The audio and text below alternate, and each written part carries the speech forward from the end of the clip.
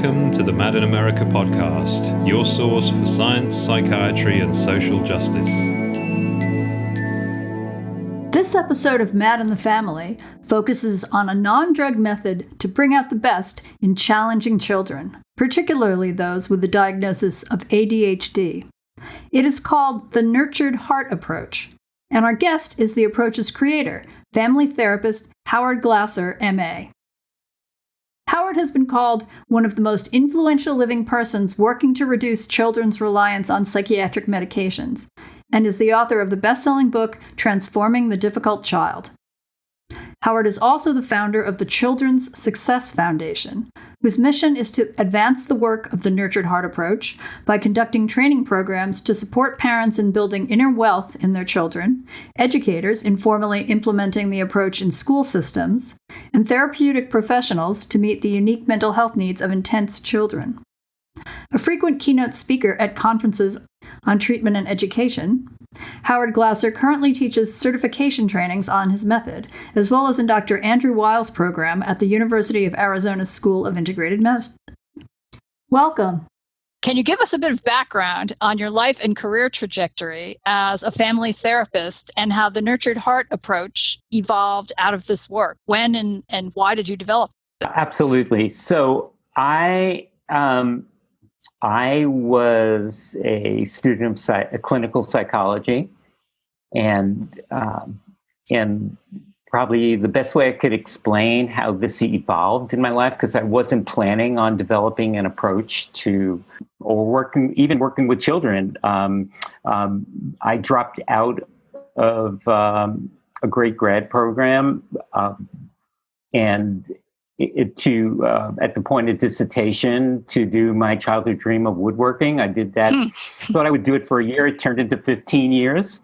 And when I went back, I got a job as a family therapist in a family clinic with families who were right in the middle of struggles with children. And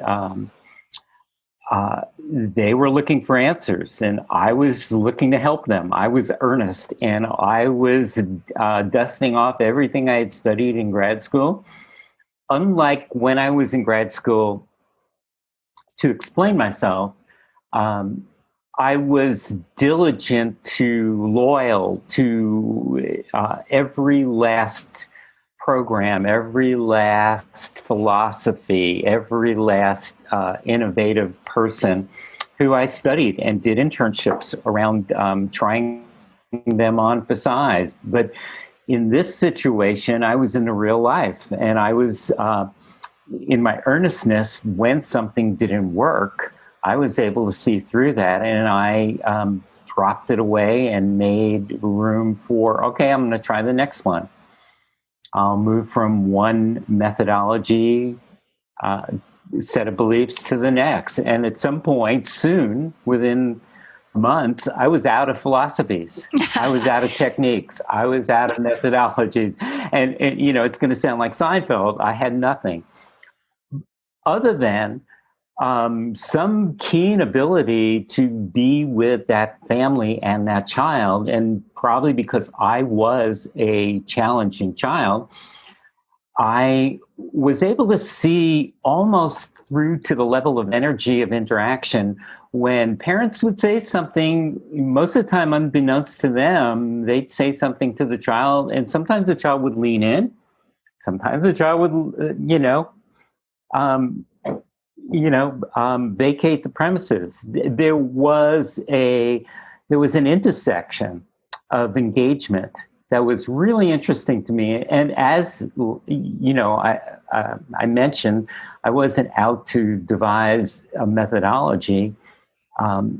It kind of devised me. I'd wake up in the middle of the night with notions, metaphoric ways of sharing what I was witnessing, and trying to, of course, get people to say things on behalf of wellness that would engage a child, that would bring people together. And over time, those random metaphors turned out to have oftentimes I'd see somebody perk up and go, "Oh, that makes sense, of course." And we'd see the child respond. And so it had a life of its own. Over time, these random pieces of the puzzle started coming together and forming something that didn't even have a name for 5 years. It was just a set of premises and contentions and eventually techniques. And then came a period of time when other entities were asking me to share what I had, because word got out in my community of Tucson. And I objected. I said, no, it's not shareable. I don't have presenting skills. I wouldn't know how to start sharing it. And frankly, I was embarrassed for the world of psychology, because I didn't think it was I thought it flew in the face of everything I had ever studied. So eventually I owed a favor to a clinic, and I shared a presentation, and it was one of the most annoying days ever in my life. And I went, I'm never, ever going to present again. Somebody tapped me on the shoulder a couple of weeks later in the grocery store and said, "Hi, I'm Amanda Zurita. I run the family division, the family preservation division of Our Town Family Center, and we're all using your method, and we're having great success." And I was like, it was like, okay, what do I do with this?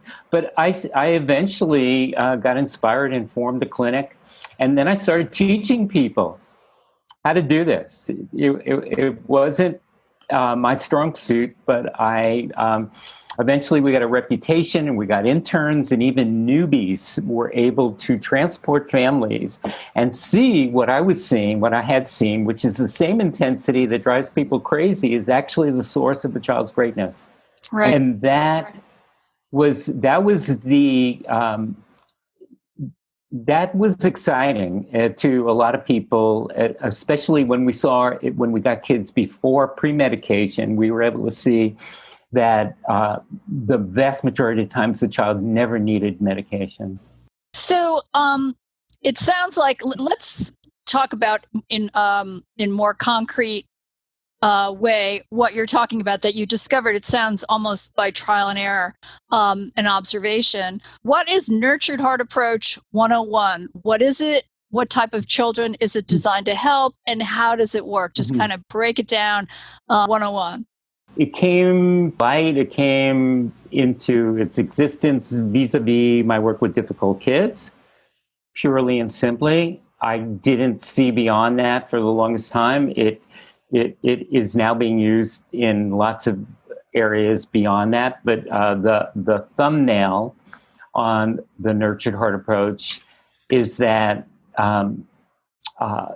it mediates the energy underneath what we think we're saying. So I'm going to give you an example, and then I'll come back and explain Nurtured Heart 101. It seems like one thing we have in common as adults and parents and providers, that educators included, that we want kids to be respectful. And it turns out that we're busy people. We're running around, and, when kids are being respectful, we might notice it. We might pause momentarily, but typically we say thank you, good job, some form of approval, some muted sense of approval. Or we say nothing. Or we say nothing, we miss it. And however, it's seemingly we're never too busy for a problem. When a problem occurs, it grabs us by the shirt tails. We're alive, we're present, we lean in, we show up. We have a cultural belief that lessons are best taught in the midst of the problems. So we tend to reserve our lectures and our reprimands and our sermons and our urgencies for when issues are coming. Some kids who are intense, I will say this about intensity, that we wouldn't be able to get out of bed in the morning if we didn't have life force, if we didn't have intensity. Some kids are born with more than others. Some kids derive that by way of circumstances, emotional, conflicts in their midst or in their neighborhood or what have you. It almost doesn't matter. There are some kids who are higher on that quotient, and they seem to be consistently needing more relationship. The more intense the child, the more they desire connectivity. And some kids, just by way of being in the world, inadvertently discover that they get more connection, greater connectivity, better broadband. Nobody wants dial-up anymore. We all want, next levels of connectivity. They read energy like Braille, and they find that they get better connectivity vis-a-vis negativity, and as opposed to when things are going right. So, Nurtured Heart approach, it's an approach to turning around that, where we get very deliberate and intentional, purposeful. We're not going to give energy when things go wrong. That's stand 1. Stand 3 is, here are my lines of demarcation. When I get clear that that's crossing a line, I'm going to reset that child. I'm going to unplug me. I am going to wait till the next moment when that problem isn't happening, which might be a second later, might be 2. The child, you're having a discussion, or you're asking a child for some level of cooperation. The child goes, rolls your eyes, or says, whatever. And, which might, let's say it's worse and it crosses a line. Parent says reset. They unplug them. They reset themselves if needed, to get back to equanimity. And then in the truth of the moment, because the truth of the moment is line crossed. It might, the child might look ticked off, but maybe they didn't get nasty. Maybe they didn't cross the line. Then I'm going to be in stand 2, which is I am going to be very deliberate, purposeful, intentional in calling a child out, confronting them with their success. I saw you look, Miranda, I saw you look like you were going to get snarky, and you didn't. That shows me your wisdom. That shows me you care about our family rules. That shows me you care about us human beings. That shows me you are being respectful. You're being kind. That was an act of kindness. Could even say, and you know what? How not great would it be if you got snarky? So therefore, how great is it that you aren't being snarky? So that's where I play hardball. That's where I roam the territory of truthfulness. What's the truth of this moment? And take advantage. And that, in a nutshell, is Nurtured Heart approach. It's a methodology of taking stands to create a resolute new milieu. How do we refine what we're saying to inspire in an energetically congruent way? I was going to say, I'm hearing a lot about both structure and relationships. Are there psychology traditions that Nurtured Heart builds on? Like, where does it intersect and where does it diverge? That's a great question. And I not to my knowledge, am I, building on anything in particular. I feel like I'm more building on my own personal spiritual traditions, if there is anything, about seeing the greatness in another being and seeing the beauty in another being. Some of it comes from, living on an ashram when I was in my 20s, or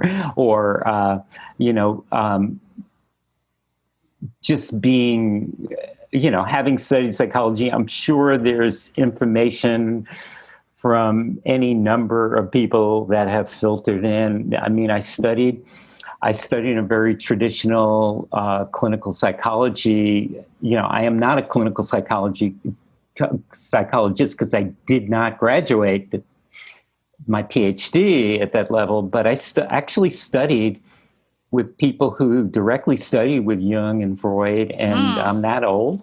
And I certainly bathed in that atmosphere for a couple of years, and my work in social milieus was at Postgraduate Center for Mental Health, which I don't think exists any longer, but it was actually like one of two psychoanalytic centers in New York, and my mentors back then were two well-known psychoanalysts, so one in England and one in New York. So, I am sure,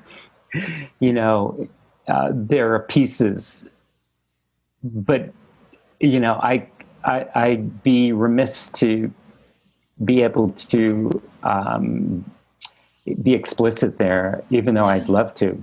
Yeah. Well, we can get at it more from talking more about the specifics of Nurtured Heart. Like, I'm hearing a lot about positive reinforcement, which kind of sounds like behaviorism 101. But so the three stands, can you kind of articulate that a little better in terms of, like, if I'm a parent, or, I mean, I gather that this initially started out to be a tool for parents, but that it's expanded. So I'm a parent and I have a kid.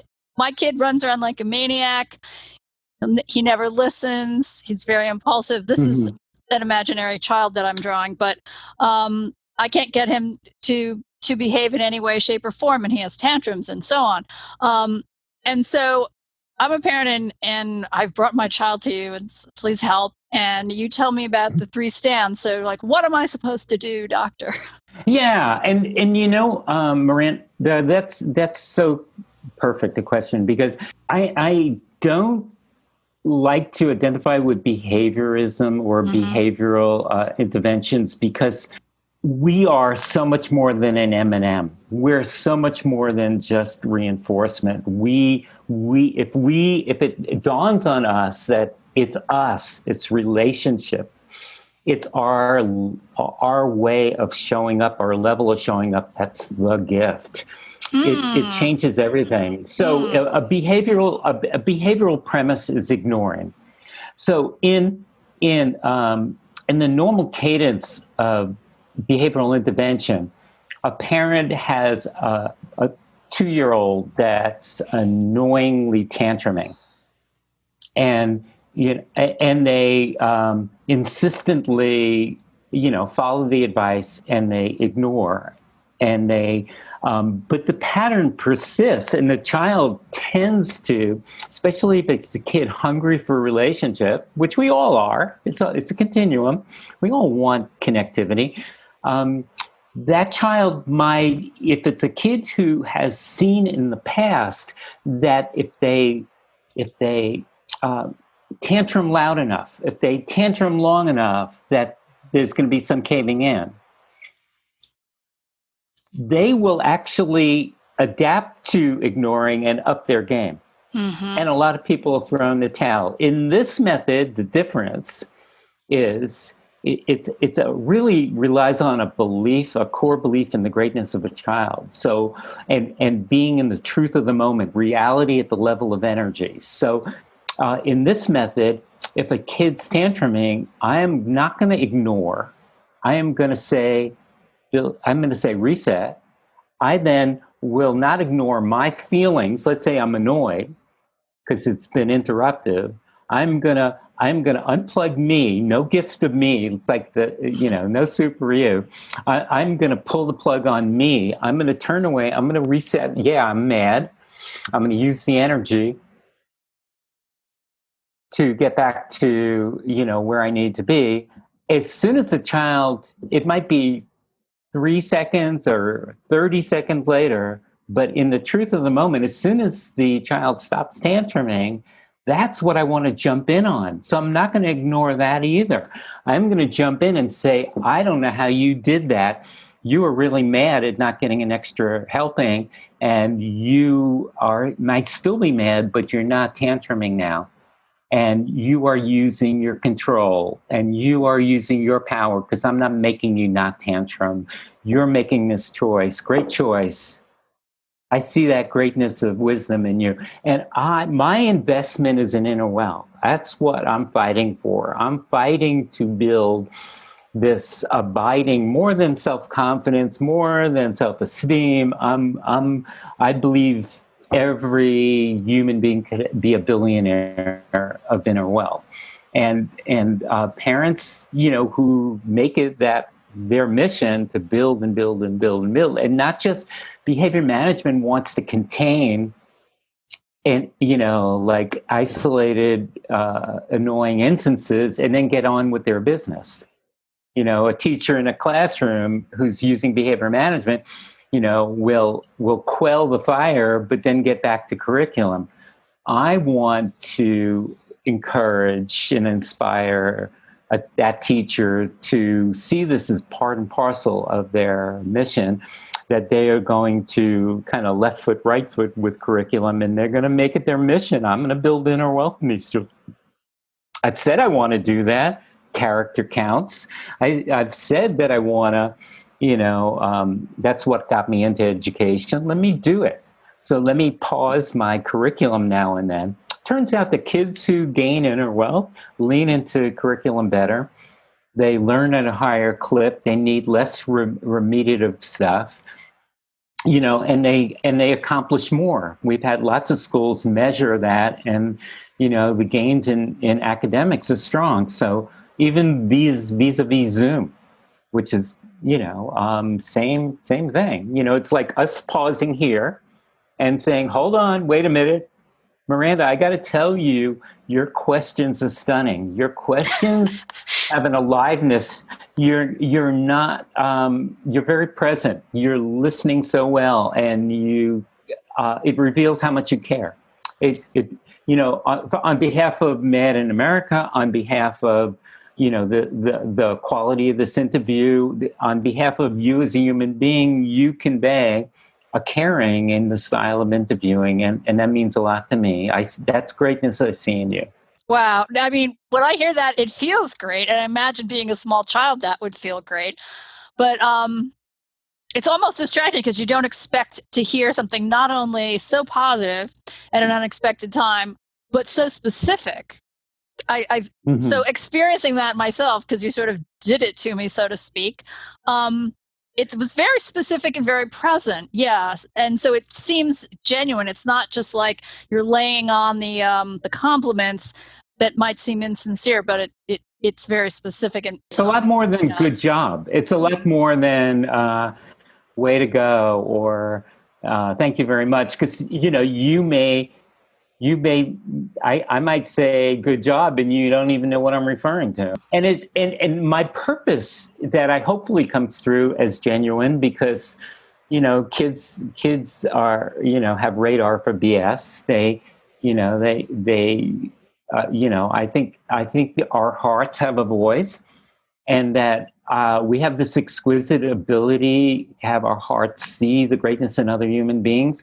And I feel like, in contrast to normal behavioral approaches that rely on the normal range of praise, or even, some advise people to be explicit. This is explicit. I'm going to say this for your listeners, and hopefully it'll make sense. It's almost like on a soul level. I want to spark a fire in kids. I want to have them feel like they've been heard and seen for who they are. So what is inner wealth that you keep mentioning? Yeah, that's harder to describe. We actually, at the New Mexico State University, we're developing, in concert with University of Arizona, where we're in the final stages of creating an inner wealth survey. What we're trying to create is a measurement so we can assess that very thing before and after eventually, in treatment programs, and in education. To me, it's a growing sense of my value, my meaningfulness, my worth. Um, uh, I don't. It's not. It's never going to come for challenging kids by giving them pep talks and saying, "Come on, Billy, you could do it." Because Billy's going to hear that and go, "Oh, apparently I'm not." They put two and two together differently. They read energy differently than we suspect. So this takes that into account and tries to collaborate with another human being in taking them, leading them to see the truth and beauty of who they are vis-a-vis recognition.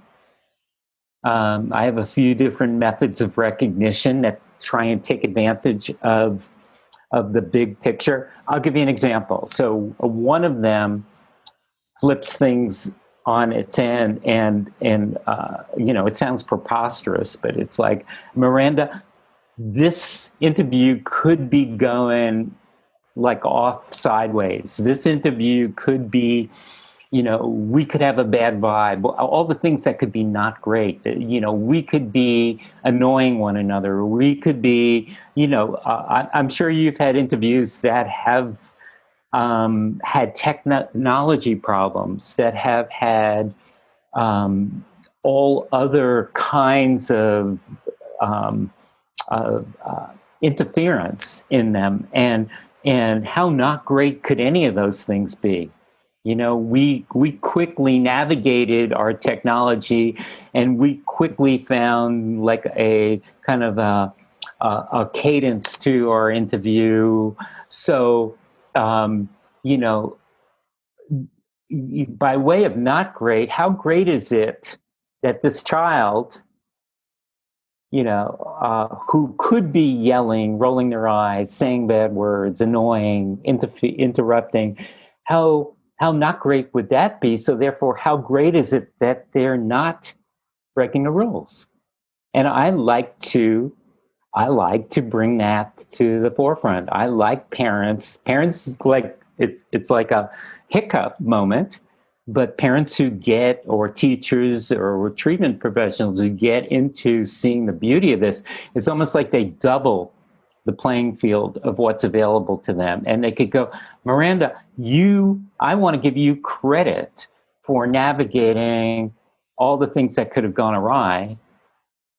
So you being on top of all those things, and even getting me to wear, earbuds and take that risk, you navigated. That's all you. You get credit for it. If this went awry, we'd both get credit for it being awful. If this is going well, then we deserve to get credit for being prepared, being thoughtful, being diligent, being wise, all those choices. So I kind of lead kids into like a little ambush of confronting them. I'm a little larcenous. I'm trying to light a fire.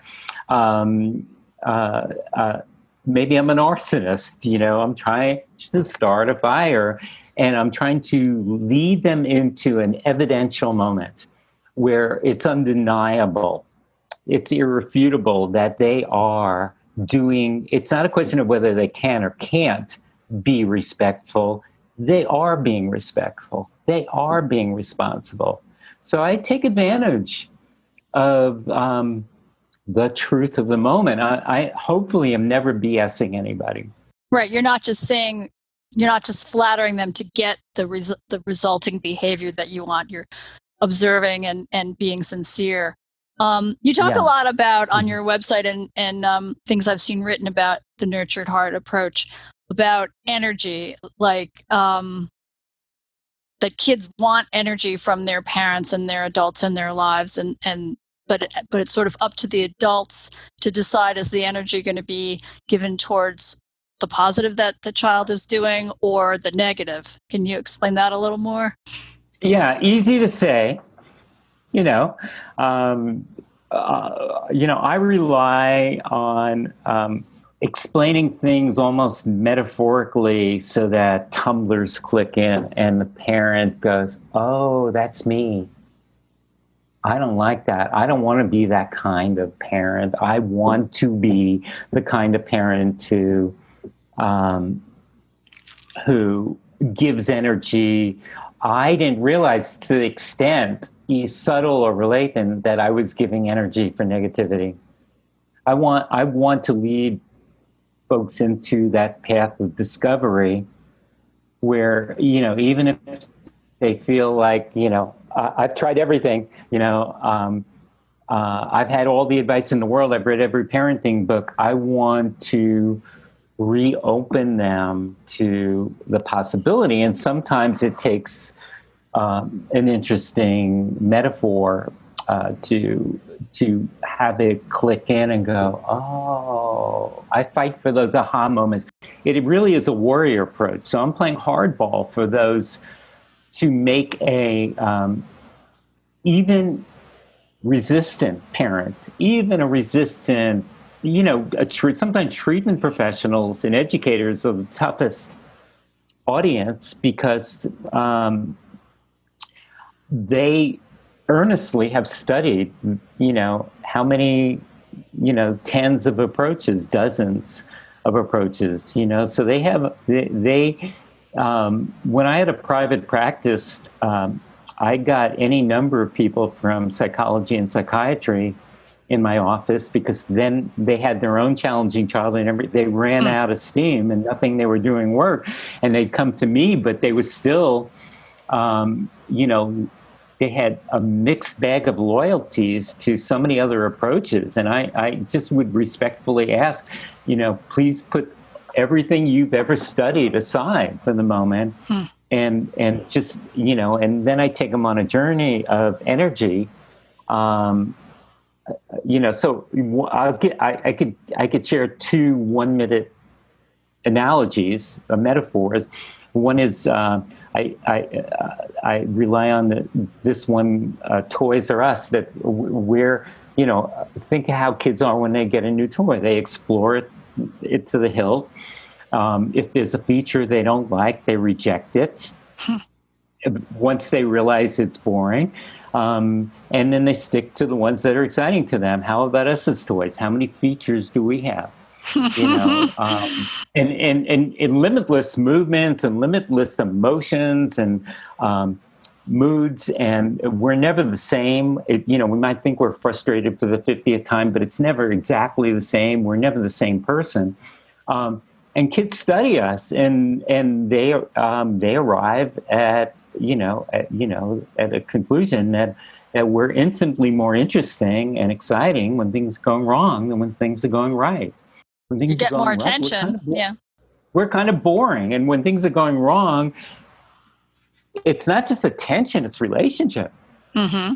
They get the gift of us. And so the second metaphor is video games. I'm not a fan of video games, but I realized at some point that, most of the kids in my practice I'd ever come across are fans of video games. They don't play to lose, they play to win. They want to go level, level, level, level.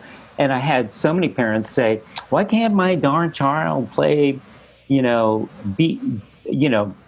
concentrate at their chores or concentrate at their schoolwork the way they do on a video game?" And then it started dawning on me, night after night. I wake up at 3 a.m. and I went, "Oh, that's a perfect analogy. Video games have a metabolism. They have a relational formation that makes them compelling and captivating." And here I am playing one of these games right now. I'm a kid, and when I'm gaining ground, when I'm going toward the goal, when I'm getting the goal, the game's confronting me with my success, score energetically, score, bells and whistles, whatever.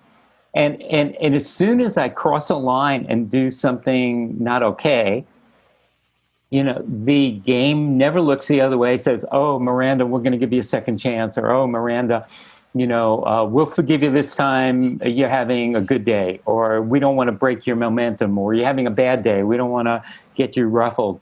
It always delivers. And we adults look at these games and think, oh no, these are monumental consequences, blood spurting, heads rolling, but actually who's back in the game in a jiffy, like in seconds. The child is, even if the game's over. So we don't need to have these punitive, drastic consequences to have monumental change. We need to have a game in, game on that's powerful, and we need to have rules that are clear, and we need to evacuate the field of warnings, because warnings are actually relationship for negativity. We think of warnings as compassionate, but actually they keep everybody off balance. When's a rule? When does it count? Mom's having a good day, I get 10 warnings. Mom's having a bad day, I get 2 warnings. It keeps everything, when am I going to take rules seriously? And video games just have it absolute. The line, it's like sports. The line is the line is the line.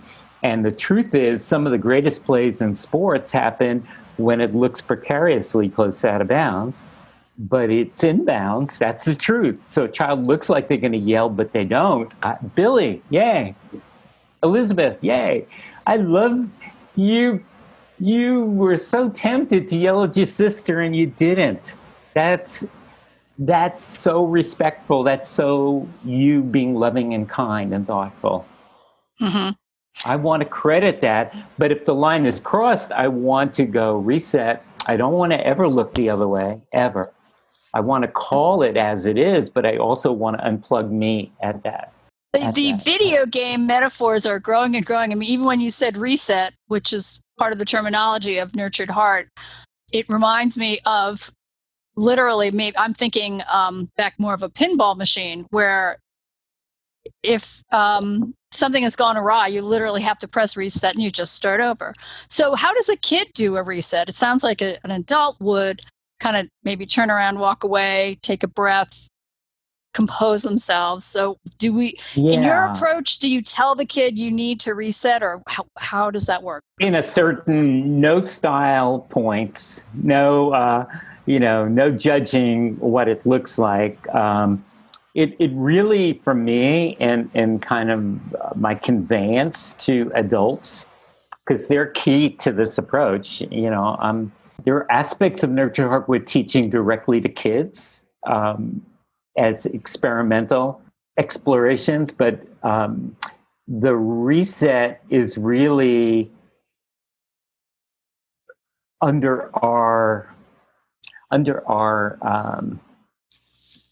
in our domain as adults. So let me see if I could explain that, because it's splitting hairs a little bit. So let's say a line is crossed, a child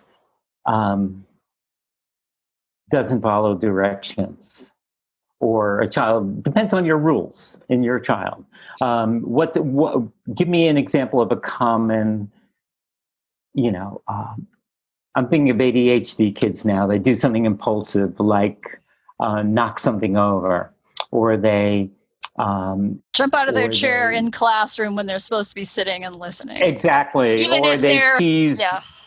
Even if they're doing under COVID, if they're doing an online class, they suddenly have an impulse to just get up from the screen, and suddenly the teacher can't see them because they've decided to jump and go check on their dog. Right. And if that's a rule, or if saying something like to disturb the group, or whatever the rule is, if the rule is broken even a little bit in this method, then I, as the adult, I'm going to say reset. Now, hold that aside for a second. Behind the scenes, me as the adult is geared up purposely and intentionally to wanting to build on successes and the truth of the moment. So in the next seconds to come, if the child is now not getting distracted or being distracting or interrupting or razzing or interfering in the way you describe, then I'm going to say thank you, Jeffrey, for now not getting distracted. I see you back on the screen. Thank you for being present. That shows me your respectfulness. That said, if that's all I did, kids would get good at being bad so they could get praise when they come back. So it's really imperative for the adult to really see that the bigger picture is I'm going to build inner wealth. So the reset completion is a judgment call, of course, but I'm not going to hold kids hostage to a standard because that's not what I want. I don't want to send kids, if it's home, in your home, I don't want to send kids off to another space. I don't want to send, I don't want to explain anything. Kids know the rule they broke. And if they don't, they'll break the rule again to get refinement of it. Because anything I say, if I say, Jeffrey, you just broke a rule because you're being annoying, I've already given relationship. I want to really get good at unplugging.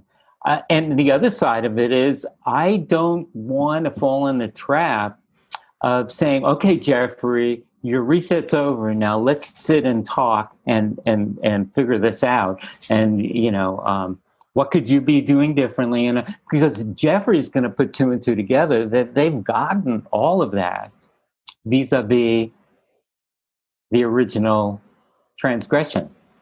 So I'm still falling in the trap of getting a relationship at the wrong time. So I am playing hardball with the faucet of relationship. I am changing washers if I need to, so that it's not like a drip of confusing linkage, because kids study linkage. These children, the more intense a child, so often, the smarter the child. And there had been, I'm not an educator, but there had been at least a buzz on the street that, kids with pathology, I hope we get to talk about pathology, labels, ADHD, and more, that they're academically disinclined or they're academically hampered. And to me, that's not true, because once you get this realignment and once you get inner wealth going, once you say as a parent to a teacher, I've been working with this approach and it's made a big difference. And oftentimes teachers will take up that cause. And, this is the simple thing I did. It really is a simple approach when it comes down to it. We've seen kids, without being pushed, gain so much ground academically. The problem was that this kid believed in was pouring their intelligence into acting out. And now, once they're free of that, they could act out greatness. It's their intelligence can go congruently to serve a greater cause. Let's talk a little about labels like ADHD for a minute. I gather that this is the type of behavior that Nurtured Heart is often used to deal with. Your website says what appears to be ADHD is often simply a habitual response by the child to his environment. What does that mean? So, because I'm very sensitive to hurting feelings, and I've gotten really good at not making the parent or the teacher or the treatment professional the enemy. Everybody's trying as hard as they can with what they know. And to me, the culprits aren't the parents of the kids. It's the methods we have at our disposal. And I've given. I work with a group of parents of first offenders for 5 years. Like for 6-week periods. 1,000 people over a period of years, and they turned out to be exquisite parents. They felt like awful parents. They'd been accused of awful parenting, and it turned out they were extraordinary parents when you give them the right tools. So I learned a valuable lesson. So that statement that you read is not an anti-parenting or meant to demean anybody. I think intensity in this day and age is still thought of as the enemy. What do we do when we encounter an intense kid who's not born, fortunately, using their intensity well? They're using it poorly, and they're being annoying, and if they're taking, if the teacher says to the parent, you better, we got an issue, clean up on aisle 5, you need to have an evaluation. Most evaluators in psychology, psychiatry, are going to look at what's going on and construed in that terminology of impulsive, hyperactive, inattentive, and before you know it, you got a kid who's diagnosed. What I found in the first 2 years of formulating Nurtured Heart was that the vast majority of kids who had that symptomatology, that appearance of a diagnosable condition, which, of course, diagnosable conditions are construed in our society as pathology. I just winced once I saw that the vast majority of these kids, and I'm talking 90+% kids who came through my practice, were able to then go on. If 6 weeks later I'd said to the parents, now, do you want to tell me about what you were annoyed about 6 weeks ago? They could barely remember. They're so happy that this kid is now using their intensity well and in service of collaboration and cooperation and making good choices. The less, they're just, what appeared to be symptoms were now non-symptoms. That U of A study that I sent you basically, to me, confirmed that premise. And that was merely a 6-week online Nurtured Heart class that we couldn't enforce. We had no ability to say, you have to attend every last session, and you have to read every last bit of reading material, and you have to attend, you have to listen to all the audio material. We had, kind of a range of usages of learning Nurtured Heart approach, but by and large, what we saw was people go from strongly symptomatic to a negligible level of symptomatic merely by an online class. Imagine if we had coaching. Imagine if each family, had like a personal trainer kind of ushering them through the process. So even that remote learning situation, we witnessed this environmental shift. If that's getting back to the reflection, we witnessed environment is a combination of. It's like a tapestry of. It's not just changing the wall hangings or the floor coverings. It's changing, the relational factors in an environment. And I think if what I teach really mediates that and creates a little healing around that, it seems like our first roundups of evidence confirm that there's something to that. We're doing a lot of work with systems of care now, the New Jersey system of care, meaning kids who come through foster, adoptive system, kids who are in out-of-home placements like residential treatment programs, kids who are in group homes.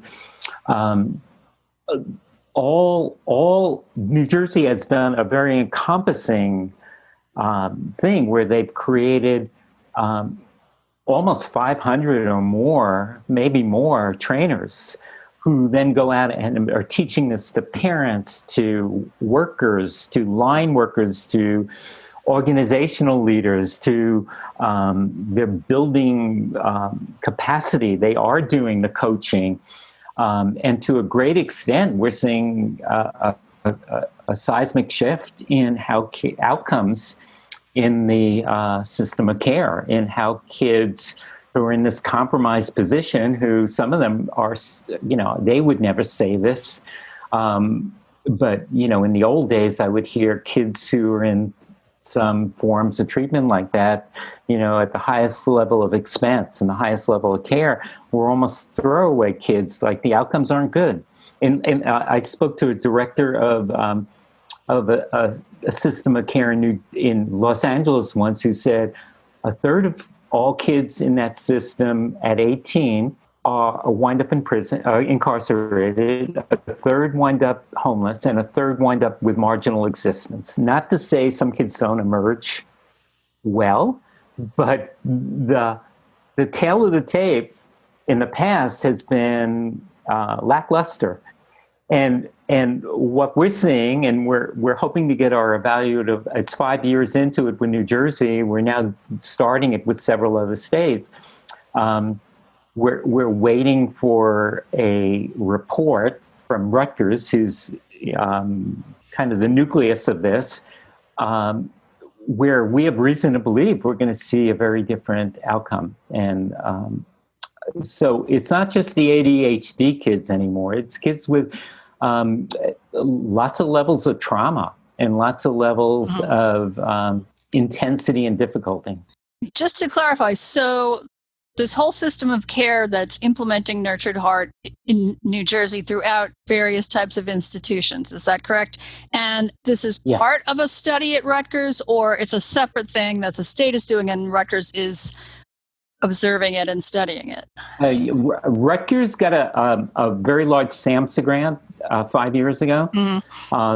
They've since gotten supplemental because the grant ran out after 4 years. They are the hub of this in concert with the system of care. They did this in alliance with the system of care, and what the grant called for was a report at the end of 4 years, which the only reason we're waiting on it is because, COVID threw a wrench in the works, and there's just some delays. But apparently it's happening any day or any month. I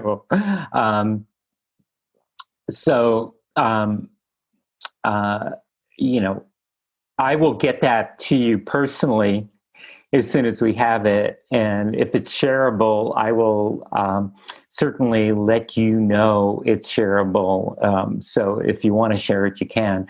I'm as curious as anybody else, but,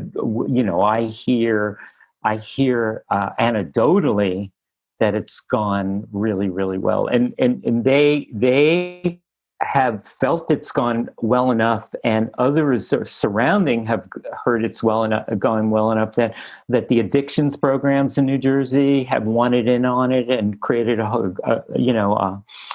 dozens of trainers. And I do not know how that's going, but I have reason to believe from other addictions applications of Nurtured Heart that it's gone well. And I am curious, but I have every reason to believe that kids who have been affected by trauma various levels of trauma, high level of ACEs scores are really very amenable to nurtured heart approach's effect.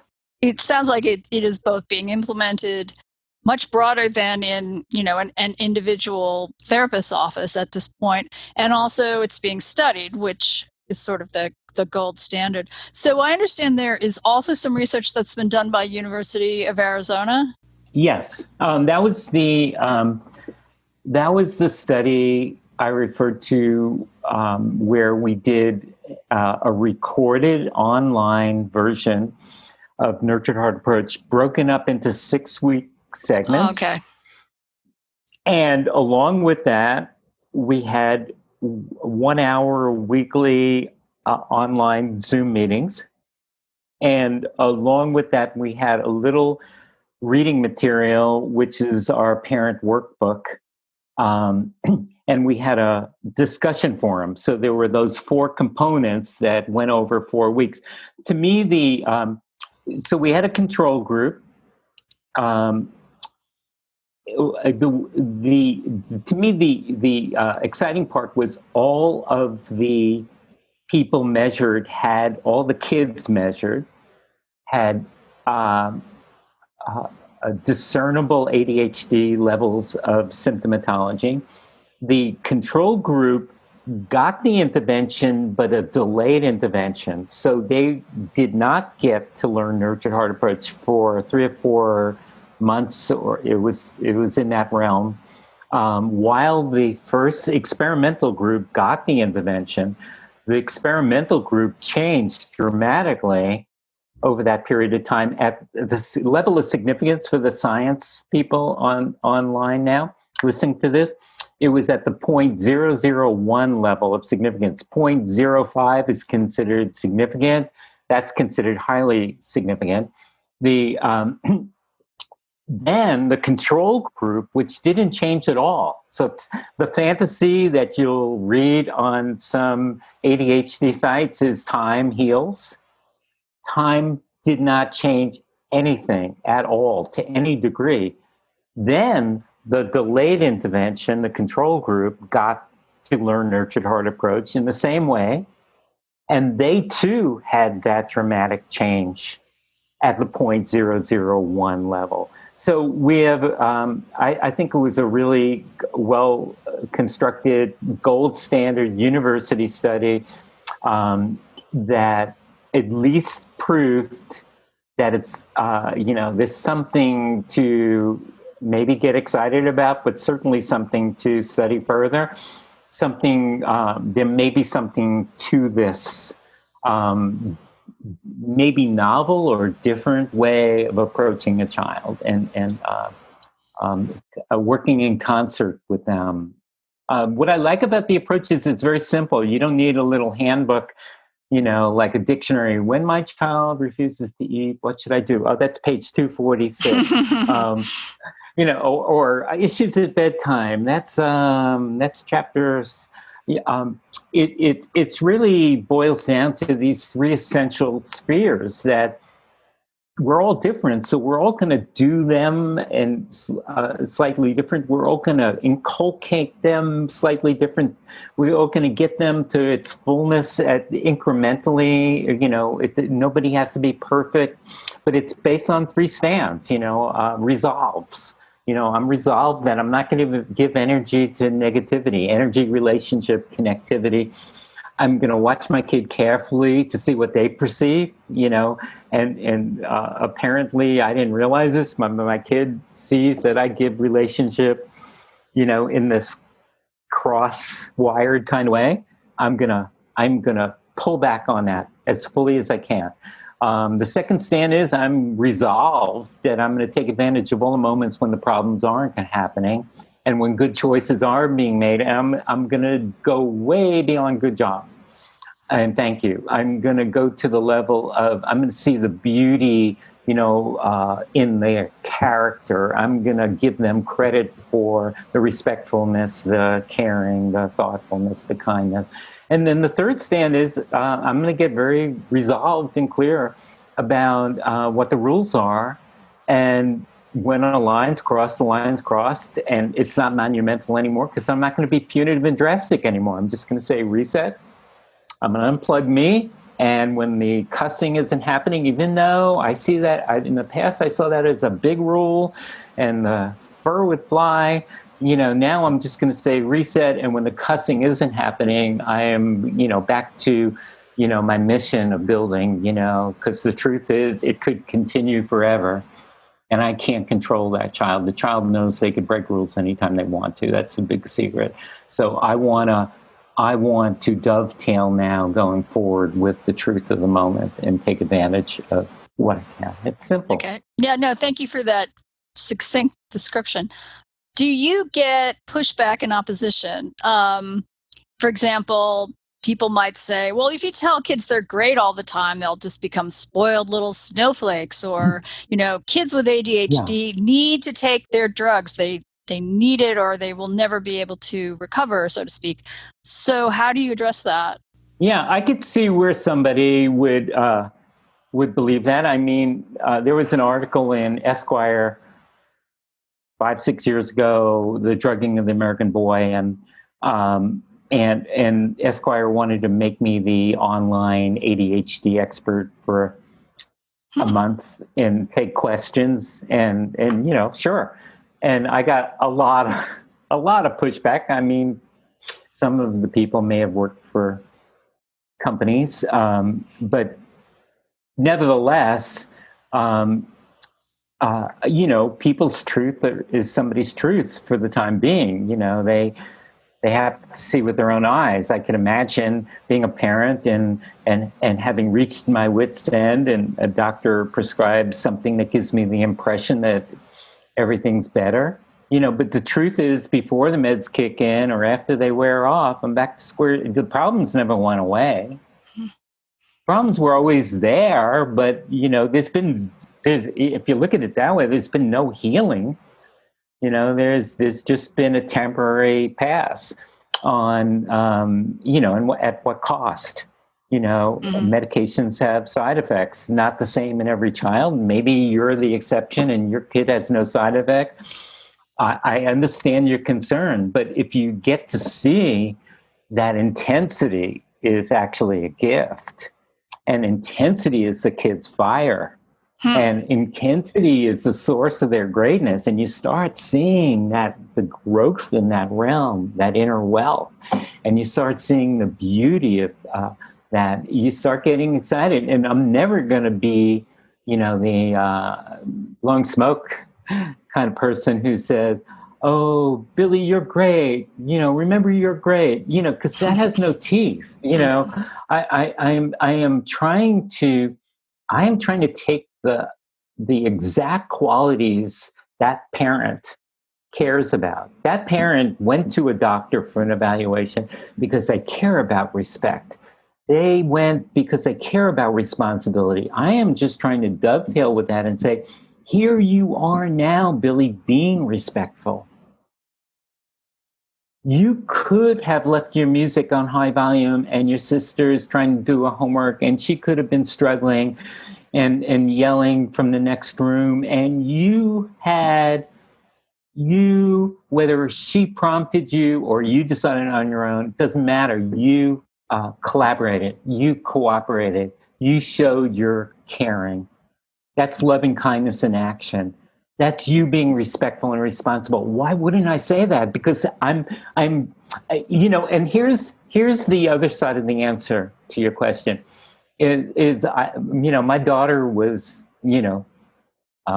customer number one. To use the COVID analogy, she was, for better or worse, the kid who got nurtured heart. It came about when she was, just as she was being born into the world, and she will find her environments where people are acknowledging. She will. She's been this way for the longest time. She's almost 30 now. She will organically stay away from relationships that are based on negativity. She will move. There are environments that are rich, mineral rich, so to speak, that are, caring and kind and congruently relational. And there are people to get involved with who are caring and kind and supportive. So she's been clear. I watched her in high school kind of shed some relationship with people she loved because they showed themselves to be not, living in alignment. And they, so I feel like the proof is in the pudding.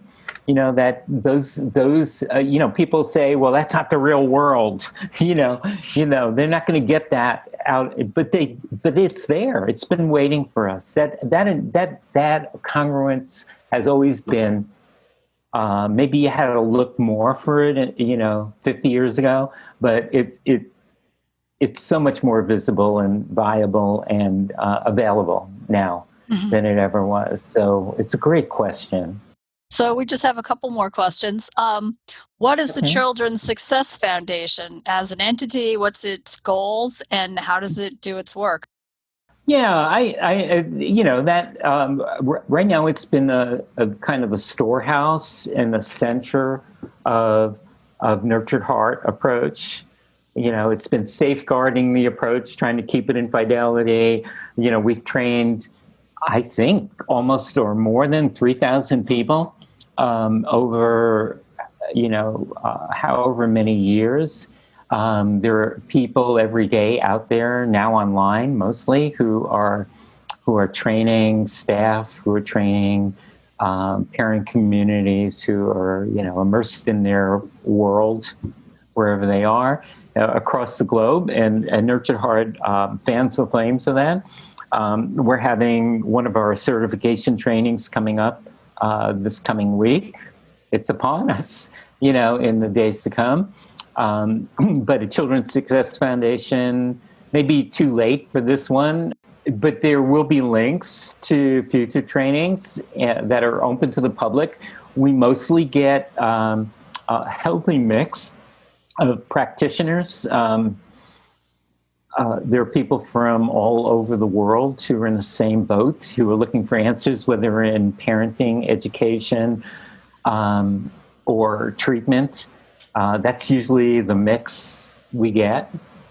Different branches of education, might be people working with autism, might be working with special education. People have taken this to their branches of influence. It seems to have held up in different explorations. Children's Success Foundation has done that. I think it's very possible in the future they're going to be doing, they're going to be a hub of research and aligning with universities in that regard. And I think they're going to also be the hub of trying to cultivate diversity and bring Nurtured Heart approach to places in need, underprivileged, underserved populations. We take that very seriously. And I think also one thing that we care deeply about is aligning, collaborating with other approaches. So, we've come across many people who have pretty astounding initiatives going in social emotional learning, for example, and some of them have on their own, because of their own kids sometimes, discovered, oh my God, we can up our game by utilizing Nurtured Heart approach as a delivery system for the content we have. And hopefully we'll get to do a lot of studies about that take into account that level of crosswalking with other approaches and creating wonderful collaborations. So that's a Children's Success Foundation. Got it. So if I'm a parent and interested in this concept of Nurtured Heart approach, what should I do? Should I read your best-selling book, or is there something on the website that can give me a class, or or there are therapists out there who will advertise themselves as a practitioner, or how does that work? Yes. So, yes to it all. There are any number of books. I finished my first book and said, "Oh my goodness, this is overwhelming. I'm never going to write another book." And however, there might be 15 or more books now. Gaps present themselves, and I feel compelled to deliver. So there's written materials out there. There are 24/7 online classes. Essentially the same class that was part of the study is available in a 6-hour format for online consumers looking to learn this in that manner. There are trainers all over the world who can serve as coaches, many of whom are listed on the Children's Success Foundation site. And there are videos, some of which I know about and some of which other people have made about the Nurtured Heart approach. I couldn't point to any in particular. We are forming a platform of learning that will have a lot of free content soon. It's in the works, and we hope to have even beyond as much free content as we could offer. We hope to have some classes that'll be available for continuing ed credits. Mm-hmm. For anybody who wants. And one of the things I care deeply about is I want to have a very large range of classes that feature, highlight, showcase people who have taken Nurtured Heart and applied it to kids on the spectrum, kids with learning disabilities, kids with post-traumatic stress syndrome, etc., kids in education. So that's very meaningful to me. Some of it may be out there on the internet. I can't say I'm the best person to describe what's out there right now, mm-hmm. But we want to systematize that as soon as possible. So thanks for asking that. And there is for people who get excited about this and enamored with it and want to take it out, there is a very intense week-long journey to almost become the approach and kind of have it be full tilt, and also to gain access to all the teaching materials. And that's called the Certification Training Intensive, and that's going to be available on a regular basis by visiting that website. Thank you for joining us. I really appreciate your taking the time. My pleasure. Thank you. Our guest has been therapist, author, and trainer Howard Glasser. You can learn more about him and the Nurtured Heart approach at his websites, www.howardglasser.com and www.childrenssuccessfoundation.com. I'm Miranda Spencer, and this has been Mad in the Family. Thank you for listening to the Mad in America podcast. Visit madinamerica.com for more news, views, and updates.